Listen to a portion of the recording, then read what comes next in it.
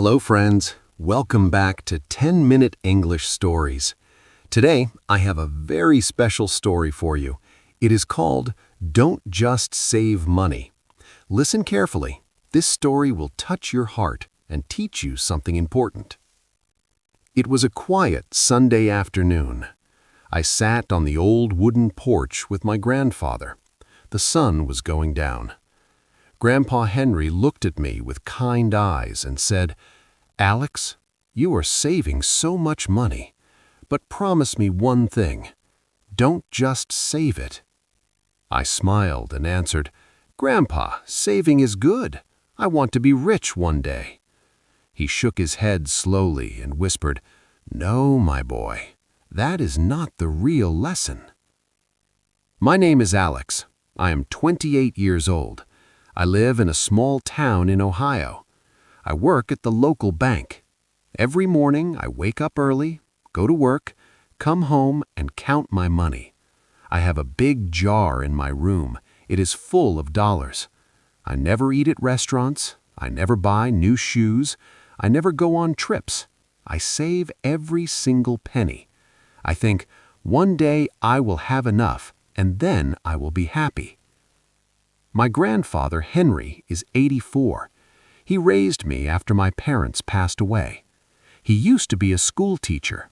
He still lives in the same small yellow house with the big garden. Every weekend I visit him. He makes hot coffee and we sit together.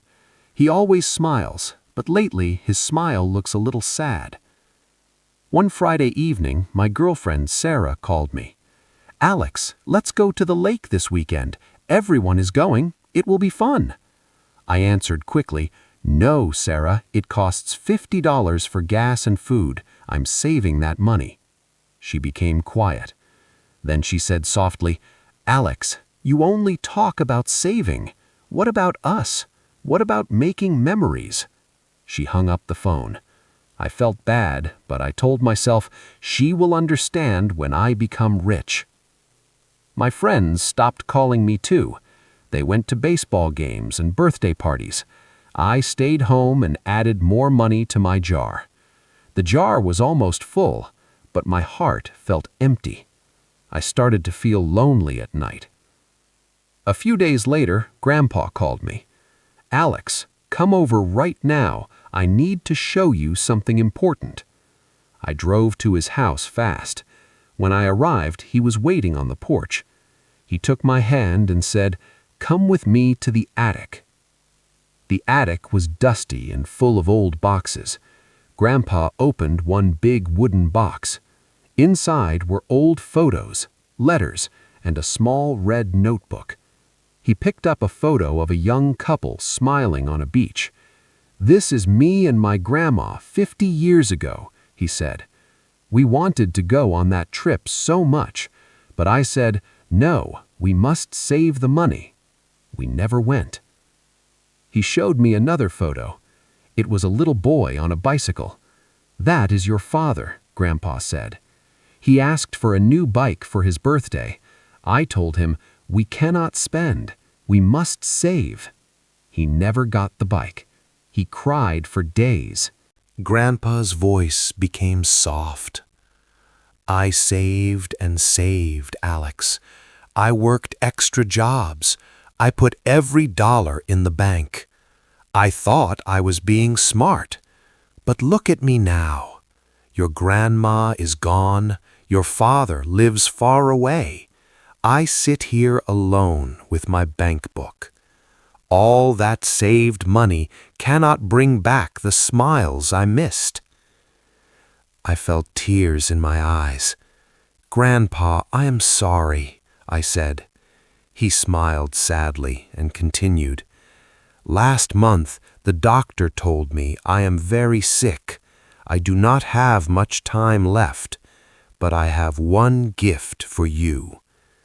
He opened the red notebook. Inside was a long list. "These are all the things I wanted to do but never did because I was saving money," he said. "Take a family trip. Buy ice cream for the children in the park.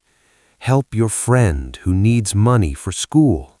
Live, Alex. Do not just save. That night, Grandpa became very weak. I stayed with him in the hospital. He held my hand and said, "I love you, my boy. Use the money I saved for you, not to hide it in a jar, but to make life beautiful." He closed his eyes and smiled peacefully. Grandpa passed away 3 days later. At his funeral, many old students came. They told stories about how kind he was. I cried a lot. After the funeral, I opened the envelope he left me. Inside was $5,000 and a small note. It said, "Don't just save this, spend it on love and joy." I went home and looked at my big jar. It was full, but suddenly it looked sad. I called Sarah. "I am sorry," I said. "I was wrong. Let's go to the lake this weekend. I will pay for everything." She laughed happily and said, "I missed you." That weekend, we went to the lake with our friends. We ate ice cream. We laughed until our stomachs hurt. I felt alive for the first time in years. I still save money every month, but now I also spend some on good things. I bought my neighbor's daughter a new school bag. I took my friend to a baseball game. Every time I spend a little, I remember Grandpa's smile. Now my life is different. I have less money in the jar, but I have more smiles in my heart. I call my father every week. I plan small trips. I help people when I can. I feel rich in a new way. So, friends, here is the powerful lesson my grandfather taught me. Don't just save money. Money is a tool. Use it to build memories, help others, and enjoy the people you love. If you only save and never spend wisely, one day you will be rich, but very lonely. True wealth is a life full of love and happy moments. Thank you for listening to this story. If it touched your heart, please like, comment, and share with your friends. Tell me in the comments, what will you do differently with your money now? See you in the next story. Take care and keep learning English every day.